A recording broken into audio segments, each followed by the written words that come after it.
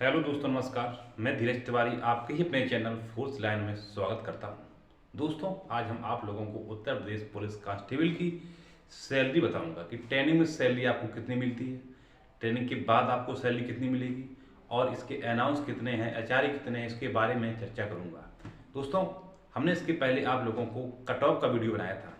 यदि आप लोगों ने उत्तर प्रदेश पुलिस की कट ऑफ का वीडियो नहीं देखा है तो कृपया करके उस वीडियो को आप देख लें, क्योंकि आपको पता तो हो कम से कम कि एक हमारा टारगेट कितना होना चाहिए, हमको तैयारी किस लेवल की करनी चाहिए जिससे कि हम उत्तर प्रदेश पुलिस में सिलेक्शन हर हाल में ले लूँ। आइए दोस्तों, बिना समय गंवाए हुए अपने टॉपिक पर बात करते हैं। दोस्तों, सबसे पहले देखते हैं कि उत्तर प्रदेश पुलिस की सैलरी कितनी है। तो सबसे पहले दोस्तों, जो आपका ग्रेड पे है उत्तर प्रदेश पुलिस कांस्टेबल का, वो 2,000 रुपये है। और दोस्तों, ये सी लेवल की है, नौकरी है, ग्रुप होता है ABCD। तो ये जो जॉब है कांस्टेबल की, ये सी लेवल की है। अब दोस्तों बात करते हैं कि मूल वेतन कितना है। तो इसका जो मूल वेतन है वो 21,700 है। दोस्तों, अगर ग्रेड पे आपका 2,000 है तो मूल वेतन आपका होगा 21,700। जैसे कि दोस्तों उत्तर प्रदेश की में बात करें तो 2,000 में है। अगर हम MP की बात करते हैं तो MP का जो ग्रेड पे है वो है 1,900 रुपये। MP का मूल जो ग्रेड पे है वो कितना है, 1,900 रुपये। तो MP का लगभग वेतन कितना बन जाएगा, अगर मूल वेतन की बात करें तो वो रह जाएगा लगभग 19,500 के आस। इससे अगर तुलना करें MP और UP की, तो MP का वेतन UP की तुलना में काफ़ी कम है। वहाँ HRA भी कम होता है, मूल वेतन भी कम है, ग्रेड पे भी कम, सब कुछ कम है। तो छोड़िए MP से हमें कोई मतलब नहीं, हम बात कर रहे हैं उत्तर प्रदेश पुलिस कांस्टेबल की। तो आइए दोस्तों, क्या है वहाँ DA क्या होता है। DA लगता है उत्तर प्रदेश पुलिस में 46%। 46% DA, ये महंगाई के हिसाब से बढ़ता रहता है। हो सकता है अभी 46 है और जब आप सिलेक्ट हों 2024 से जून में जब ट्रेनिंग स्टार्ट होगी तो आपका 46 की जगह पर 48, 49, 50 भी हो सकता है।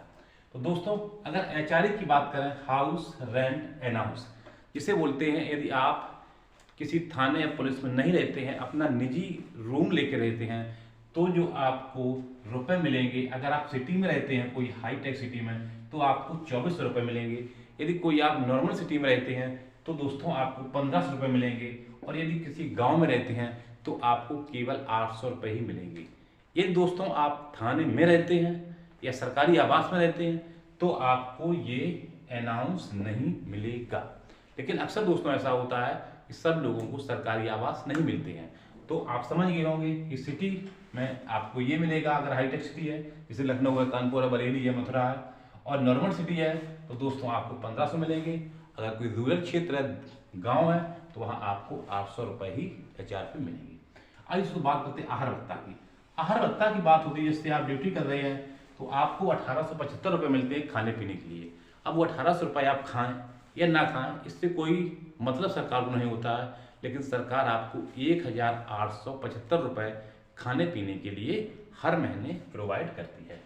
अब दोस्तों बात करें वर्दी भत्ता का, तो आपको प्रतिवर्ष पूरे साल में आपको 3,000 रुपये वर्दी के लिए मिलेंगे।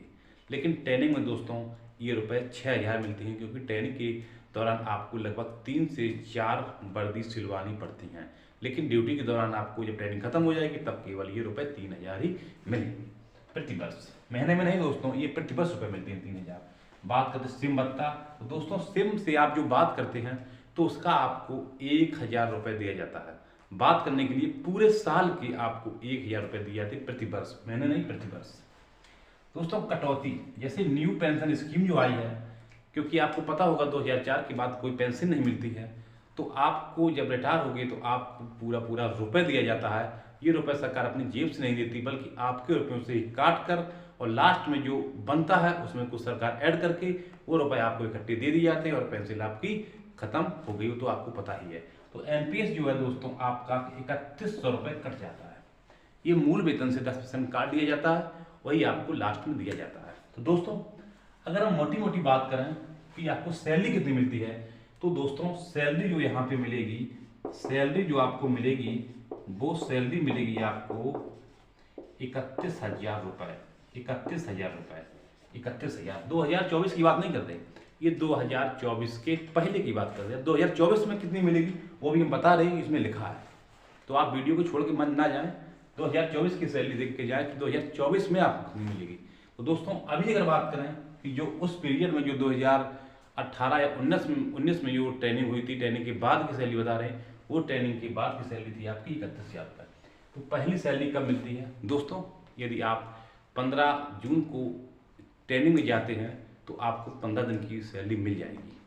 और यदि आप 1 तारीख को जाते हैं तो सीधी सी बात, आपको 1 तारीख को, अगली 1 तारीख को मिली जाएगी। तो मतलब पहली सैलरी आपको, अगर आप माना कि 20 तारीख को जाते हैं तो आपको 10 दिन की सैलरी मिलेगी। अगर आप 25 तारीख को जाते हैं तो आपको 5 दिन की सैलरी मिलेगी। फिर 1 तारीख से लगातार आपको हर महीने सैलरी मिलती रहेगी। 12 महीने में 13 महीने की सैलरी मिलती है। हाँ दोस्तों, उत्तर प्रदेश पुलिस में ऐसा होता है कि आपको सैलरी 12 महीने की बजाय 13 महीने की मिलती है। इसका कारण है दोस्तों कि आपको जैसे दीपावली, होली, रक्षाबंधन की छुट्टी नहीं मिलती है, तो इस वजह से आपको सरकार 12 महीने की बजाय 13 महीने की सैलरी देती है। अब दोस्तों अगला क्वेश्चन है कि जो सैलरी 12 महीने की 13 महीने की मिलती है, तो किस महीने में ये सैलरी ऐड की जाती है, 1 महीने की जो एक्स्ट्रा होती है।